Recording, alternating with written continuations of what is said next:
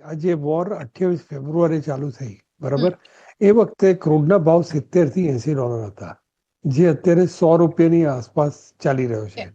પછી આપણો જે ડોલરનો જે ભાવ છે આપણો, એ અત્યારે 95 રૂપિયાની આસપાસ ચાલી રહ્યો છે, જે પહેલા 80 થી 82 ની વચ્ચે, એટલે 15%. અને એને લીધે આપણી ઇકોનોમીને બહુ જ પરિસ્થિતિમાં ખરાબ કહીએ તો ઘણી રીતના ડેન્ટ વાગ્યો છે.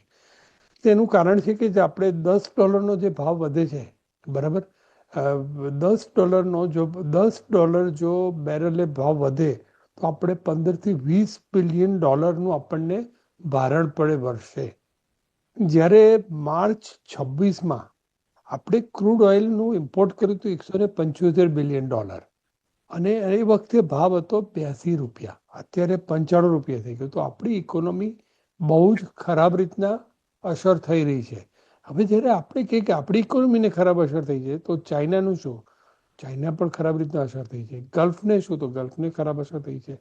યુરોપ, આખું યુરોપ, એને પણ ખરાબ અસર થઈ છે. અમેરિકાને પણ ખરાબ અસર થઈ છે, કારણ કે અમેરિકામાં બી ઇન્ફ્લેશન રેટ અત્યારે સૌથી હાઈએસ્ટ છે. એટલે 2 વર્ષથી જે 2 મહિનાથી ચાલે છે, આપણે જ્યારે 27 ફેબ્રુઆરીએ વોર ચાલુ થઈ ત્યારે આપણું જે ફોરેન એક્સચેન્જ બેલેન્સ છે, આપણે બેંક બેલેન્સ કહીએ, એ $728.5 બિલિયન હતું, જે ઘટીને 1 મે 690.7 બિલિયન, એટલે <38 બિલિયન ઘટી ગયા. એટલે ગવર્મેન્ટ પહેલેથી, એટલે પર વીક આપણે $8 બિલિયન માર પડે છે. એટલે ગવર્મેન્ટે સીધું જ, એ લોકો પહેલેથી આખો પ્લાનથી જાય, તો એ લોકો ગવર્મેન્ટ પહેલો, બીજો, ત્રીજો સ્ટેપ પ્રમાણે, હું તમને એ પણ કહીશ કયા શેર ખરીદવા, કઈ રીતના આપણું માર્કેટ જશે, એ પણ હું તમને બીજી વખતમાં જવાબમાં આપીશ. હવે જે થયું, આ જે બેલેન્સ છે, જે $690 બિલિયન, એ ખાલી 10 મહિના સુધી આપણે ચાલે એટલું બેલેન્સ છે. એટલે ગવર્મેન્ટે પહેલા શું કર્યું? પહેલું સ્ટેપ, એ લોકો ડોલરની આપલે કરતા હતા પહેલા સ્ટેપમાં. એને લીધે ગવર્મેન્ટને પૈસાનું નુકસાન થયું, પણ ડોલરને મેનેજ કર્યો. પણ એ ઘટીને વધીને 95ની આસપાસ આવ્યો, બરાબર. હવે બીજું શું કર્યું? એ લોકોએ બેંક અને જે લોકોને છે એને લિમિટ ક્રોસ કરી. એ તમે જ્યારે તમારા ઘરમાં જ્યારે કોઈ પ્રોબ્લેમ થાય તો ઓછામાં ઓછા પૈસા બહાર જાય અને વધારેમાં વધારે આવે, એના માટેના બધા જ સ્ટેપ ગવર્મેન્ટે લીધા, બરાબર. એટલે બેંકને, લોકોને, એક્સપોર્ટ ઇમ્પોર્ટ વાળાને, બધાને જ. એટલે ગવર્મેન્ટે 3rd સ્ટેજમાં એક્સપોર્ટરને કીધું કે તમારે પૈસા વિધિન વીક્સ ટાઈમ તમારે ઇન્ડિયામાં પાછા લાવવા પડશે. ઇમ્પોર્ટ કરતા હોય તો ઇમ્પોર્ટમાં જે એડવાન્સ પેમેન્ટની સિસ્ટમ હતી એ ઓછી કરી નાખી. જરૂર પ્રોડક્ટ હોય એને જ ઇમ્પોર્ટમાં એડવાન્સ પેમેન્ટ. પછી 4થા સ્ટેજમાં નરેન્દ્ર મોદી સાહેબે માર્કેટમાં એને કીધું કે હવે તમે પેટ્રોલ ઓછું વાપરો, ડીઝલ ઓછું વાપરો, ફોરેન ઓછા જાઓ, એ બધું કર્યું. 5મા સ્ટેપમાં એ લોકોએ ઇમ્પોર્ટ ડ્યુટી વધારી, ગોલ્ડમાં ઇમ્પોર્ટ કર્યું. હવે 6થું સ્ટેપ, એ લોકો રિસ્ટ્રિક્શન પર આવશે. પણ આ સ્ટેજમાં આપણે જે વોર છે એ લાંબી ચાલશે એવું માનવાની કોઈ જરૂર નથી. વોર પતી જ જશે, કારણ કે વોરને લીધે અમેરિકા પર અત્યારે China, India, European country, gulf countries બધાનું દબાણ છે કે હવે યુરેનિયમનું જે થવાનું હોય થાય. અમે બધા ભૂખે મરીએ છીએ, કારણ કે આ જે વોર છે એને લીધે અત્યારે સપ્લાય ચેન એફેક્ટ થઈ ગઈ છે. તમે જોશો તો ગુજરાતમાં માર્બલ ઇન્ડસ્ટ્રી બંધ કરી દેવી પડી 2 મહિના સુધી. માર્બલનો જે સ્ટોર રૂમ, રિટેલ સ્ટોર હતો, એ બંધ થઈ ગયો. બિલકુલ. લોકોને અને નીતિનભાઈ માફ કરજો, અહીંયા માંગીશ, અહીંયા એક મુદ્દો એ પણ, જે તમે સિરામિક ઇન્ડસ્ટ્રીની વાત કરો છો, સાથે જામનગરના બાંધણી ઉદ્યોગ કે જે છેલ્લા 300 વર્ષથી ચાલે છે, નીતિનભાઈ, મેહુલભાઈ, એ 300 વર્ષથી ધમધમી રહેલો બાંધણીનો ઉદ્યોગ પણ આ ક્રાઇસિસના લીધે બંધ થવાના આરા પર છે. બંધ નથી થયો, આશા રાખીએ કે ન પણ થાય આગળ, પણ આવી પરિસ્થિતિ છે. જે નીતિનભાઈ, બાંધણીનો ઉદ્યોગ તો એવું છે કે જેમાં બહુ અત્યારે આમાં શું થાય કે બધા જ ઇન્ડસ્ટ્રી અફેક્ટ થયેલા છે. સપ્લાય ચેન જેને બી અસર થાય એ બધાને અસર થાય, કારણ કે બાંધણી કોણ ખરીદે? એ લોકોનું ખરીદી પાવર ઘટી જાય છે. એટલે ગવર્મેન્ટે અત્યાર સુધીમાં જે પેટ્રોલનો જે ભાવ છે એ જે વધારવો જોઈએ એના કરતાં 10% જ વધારે. જો પેટ્રોલનો ભાવ એ લોકોએ ફ્રી કરી નાખ્યો તો અત્યારે ઇકોનોમી, ઇન્ફ્લેશન વધી ગયું હોત. ઇન્ફ્લેશન વધી ગયો તો ઇન્ટરેસ્ટ રેટ વધ્યો, ઇન્ટરેસ્ટ રેટ વધ્યો તો આપણું શેર માર્કેટ ક્રેશ થયું હતું. એટલે ગવર્મેન્ટે ધીમે ધીમે બધા જ સ્ટેપ લીધા છે. એવું નથી કે ગવર્મેન્ટે કોઈ પણ સ્ટેપ નથી લીધા, પણ અત્યારે હું ખાલી એક જ વાત કહું કે કયા કયા શેર ખરીદવા જોઈએ. આ જે ઇલેક્શન, આ જે વોર છે, એ sooner than later it will be over, કારણ કે બધા જ બેડલી ઇફેક્ટ છે. તમે જ્વેલરીના શેર વેચતા નહીં, ખરીદતા પણ નહીં. પછી એવિએશનના શેર ખરીદતા નહીં, વેચતા નહીં. ટુરિઝમના શેર ખરીદતા નહીં, વેચતા નહીં, ફર્ટિલાઇઝરના શેર ખરીદતા નહીં, આઈટી ઇન્ડસ્ટ્રીના શેર ખરીદતા નહીં. ડિફેન્સ છે એના શેર ખરીદો, ઇન્ફ્રાસ્ટ્રક્ચર ખરીદો, કન્ઝ્યુમર ઇન્ડેક્સ ખરીદો, સ્કિલ ઇન્ડિયા જે ડેવલપ થતો હોય એના શેર ખરીદો. ઓઇલ સેક્ટર જેમ કે રિલાયન્સ છે, ઓઇલ સેક્ટરના બધી જ કંપનીના રિઝલ્ટ તમે જોશો તો અત્યારે ઓઇલની જેટલી કંપની જેમ કે સેલ છે, રિલાયન્સ છે, ઓએનજીસી છે, એચપીસીએલ છે, બધાના જે રિઝલ્ટ છે બહુ સારા છે. એવી કંપનીનો પણ ભાવ વધશે. એટલે અત્યારે તમે જો તમારી પાસે ફંડ હોય તો તમે સ્મોલ કેપ અને મિડ કેપમાં તમે રોકીને તમારા પૈસાનો સારો યુઝ કરી શકો છો. જી જી બિલકુલ. ઓકે મેહુલભાઈ, તમે જુઓ કે પેટ્રોલ જે રસ્તા પરથી આવતું હતું એથી પેટ્રોલ ઇન્ડિયામાં આવતું ઓછું થઈ ગયું છે. આપણી પાસે ઓઇલ રિફાઇનરી છે એને લીધે આપણા દેશને બહુ ઓછી અસર થઈ છે.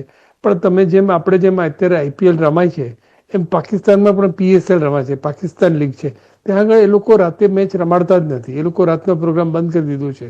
રાતના ત્યાં મોલ પાકિસ્તાનમાં બંધ થઈ ગયા છે. બાંગ્લાદેશમાં 3 days a week થઈ ગયું છે. સ્પેનમાં 4 days a week થઈ ગયું છે. વર્ક ફ્રોમ હોમ તો થઈ ગયું છે. પણ મારી ઓફિસમાં હું જે ઓફિસ ચલાવું છું એમાં બધા જ છોકરાઓ અત્યારે એકી સાથે કહે છે કે અમે મેટ્રોમાં આવે છે.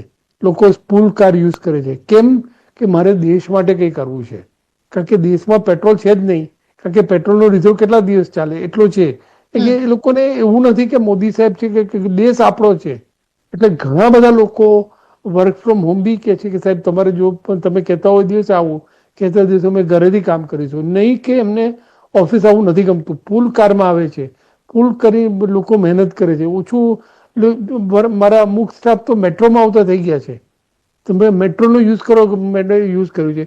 તો આખા દેશમાં બધા જ લોકો જેટલી થાય એટલી મદદ કરે છે. હવે હું તમને કહું કે પેટ્રોલનો ભાવ વધ્યો તો એવરેજ માણસોના ઘરમાં જેના ઘરમાં બે સ્કૂટર હોય અથવા એક કાર હોય તેમને 4,000 રૂપિયા પર મંથનો ખર્ચાનું ભારણ થયું છે. એટલે એ લોકો જેમ આપણો દેશ છે, જેમ આપણા ઘરમાં કોઈને બી જરૂર પડે, કોઈ માંદું પડે તો આપણે અમુક વસ્તુ નથી કરતા, એમની જરૂર પડે છે, એમ દેશમાં બધા જ લોકો એકોમોડેટ કરવા તૈયાર છે. અને બીજા બધા કન્ટ્રીઓને આ વોર ફટાફટ ઓવર થઈ જશે અને એના પછી આપણને એનો ભાવ દેખાશે. પણ અત્યારે એને લીધે આપણા દેશનું બેલેન્સ ઓફ પેમેન્ટ, આપણો જે ડોલરનો ભાવ વધી ગયો છે, આપણું ફોરેન રિઝર્વ બી ઓછું થઈ ગયું છે. એટલે આપણો જે ગ્રોથમાં છે થોડા વધતા અંશે અસર તો થશે જ. પણ over A period of time આપણો દેશનો એડવાન્ટેજ એ થશે કે પહેલા લોકો જેમ યુરોપમાં છે ને આ ગલ્ફ કન્ટ્રીઝ છે એ લોકો ડિફેન્સ પર બધા જ લોકો અમેરિકા પર પેલું એ કરતા હતા, લોકો શું કહેવાય વિશ્વાસ રાખતા હતા. હવે ઇન્ડિયા પાસેથી એ લોકો ઇમ્પોર્ટ કરશે. ઇન્ડિયાનું ડિફેન્સ ઇન્ડસ્ટ્રીનો જે રેટ છે, ડિફેન્સમાં આપણે ઘણા આગળ છીએ. આપણી પાસેથી લોકો ડિફેન્સમાં ઘણો માલ ખરીદશે. આપણો પ્રોગ્રેસ આને લીધે વધશે. જેમ કે ડ્રોન છે, ડ્રોન ટેકનોલોજીમાં ઇન્ડિયાનો નંબર 3 આવે છે. તો એમાં ડ્રોન પણ વપરાશે. અત્યારે ઇઝરાયલે રડાર બનાવવાનું કામ આપણા ઇન્ડિયામાં બનાવીને આપે છે. તો આપણે લોકો માટે રડાર આપણે ત્યાંથી બનાવીને ટેકનોલોજી છે તો આપણે બી રડાર બનાવીને લોકોને વેચીશું. એટલે મને એવું લાગે છે કે જેમ કે દરેક જગ્યાએ ઓઇલ સેક્ટરમાં બી આપણી રિફાઇનરીઓ છે. અત્યારે બીજું એક એડવાન્ટેજ એ થયો છે, હમણાં વોરને લીધે આ લોકોએ ગલ્ફમાં જે આખું જે મિડલ ઇસ્ટની કાર્ટેલ હતી એ તૂટી ગઈ છે. વેનેઝુએલા અત્યારે ઇમ્પોર્ટ માટે ગેસ ઓઇલ એક્સપોર્ટ માટે તૈયાર થઈ ગયું છે. તો હમણાં ધીમે રહીને જે પહેલા જે ઓઇલનો ભાવ હતો એના કરતાં ઓછો થઈ જશે. અને બીજું આ લોકોએ અમેરિકાએ જે રીતના હેન્ડલ કર્યું છે તો આપણું જે ડોલરનો જે ઇમ્પેક્ટ હતી, ડોલર પર જે આપણે જે ટોટલ આપણી ડિપેન્ડન્સી હતી એ આપણે બ્રિક્સ કન્ટ્રીનો જે એક ટીમ બનાવી છે, બ્રિક્સને લીધે ડોલરનો ભાવ પણ ધીમે ધીમે ઓછો થઈ જશે. અને પહેલાં જે અમેરિકાની જે દાદાગીરી હતી, અમેરિકાનો ઉપર જે કંટ્રોલ હતો આખા દેશ ઉપર, એ હવે ધીમે ધીમે ઓછો થવા લાગે છે. લોકોને ખબર પડી કે અમેરિકાના અત્યાર સુધીમાં આટલી નાના ઈરાન જેવા કન્ટ્રીએ 42 એમના વિમાનો તોડી પાડ્યા છે. એટલે ધીમે ધીમે વર્લ્ડમાં આપણે 3જો નંબર આપણો વર્લ્ડમાં ડિફેન્સના એક્સપોર્ટમાં પણ આપણો નંબર આવી જશે. એટલે ઓવરઓલ આપણને આ વોરથી ધીમે ધીમે વહેલા મોટા ગાળે આપણને ઘણો ફાયદો થશે. એનું રીઝન નંબર 1, ઓઇલનો પ્રાઇસ જે પહેલાં હતો એના કરતાં ઓછો થશે, ડોલરનો ભાવ ઓછો થશે એટલે આપણું ઇમ્પોર્ટ બિલ ઘટશે, આપણું ડિફેન્સનું એક્સપોર્ટ વધશે. એટલે આ ઓઇલ આ બધી માનું છે કે ગવર્મેન્ટે ગોલ્ડ પર બાન મૂક્યો. હમ બાર મૂકે એટલે રેટ વધારે, એટલે લોકો ગોલ્ડ ઓછું ખરીદશે, હમ લોકો વર્ક ફ્રોમ હોમ કરશે, ફોરેન ઓછું જશે, ખર્ચામાં ઘટાડો કરશે, એટલે એમની પાસે સરપ્લસ વધશે. જો સરપ્લસ વધશે તો આજે જ શેર માર્કેટમાં 1.5%નો વધારો થયો. મેં તમને પહેલા બી કીધું હતું કે અત્યારે શેર માર્કેટમાં વધારો થવાનું એક મેઇન કારણ એ છે કે અત્યારે જે ડોલરનો ભાવ છે, જે બી વોર પતશે એટલે ડોલર નીચે આવી જશે. કારણ કે ડોલરમાં અત્યારે આપણે જે ક્રૂડના જે પેમેન્ટ કરવું પડતું હતું અને ગોલ્ડનું પેમેન્ટ કરવું પડતું હતું, એને લીધે આપણો ડોલરનો ભાવ 95 સુધી પહોંચી ગયો. હવે ધીમે રહીને બ્રિક્સની મિટિંગ પછી આ શેરનો ડોલરનો ભાવ ઘટશે, આ વોર પતશે પછી ઘટશે. ઓઇલનો ભાવ પણ મેં તમને કીધું કે વેનેઝુએલા અને ગલ્ફ કન્ટ્રીની વચ્ચે, રશિયા વચ્ચે જે સંધિ થઈ છે એ પ્રમાણે ઓઇલની જે સપ્લાય છે એ વધી જશે, એને લીધે ઓઇલનો ભાવ પણ ઘટશે અને એને લીધે આપણી ઇકોનોમી સ્ટ્રોંગ થશે અને શેરના ભાવ વધશે. મેં તમને પહેલાં પણ કીધું હતું કઈ કઈ કંપનીને શેર ખરીદવા, કઈ કઈ કંપની, કઈ કઈ ઇન્ડસ્ટ્રીના ભાવ ખરીદવા. એમાં ગોલ્ડ તો અત્યારે ખરીદવું જ નહીં, કારણ કે ગોલ્ડ છે અત્યારે ડોલરને લીધે વધારે ઉપર છે, ગોલ્ડ અત્યારે વોરને લીધે ઉપર છે, એટલે ગોલ્ડમાં અત્યારે ઇન્વેસ્ટ નહીં કરો તો, કારણ કે ગોલ્ડનો ભાવ 6 મહિના પછી અત્યારે જે છે એના કરતાં ઓછો હશે, એટલે ગોલ્ડ તો ખરીદવું જ નહીં. એની પર્સનલ સલાહ છે. ગોલ્ડ ગમે તેમ કરીને મેનેજ કરવું.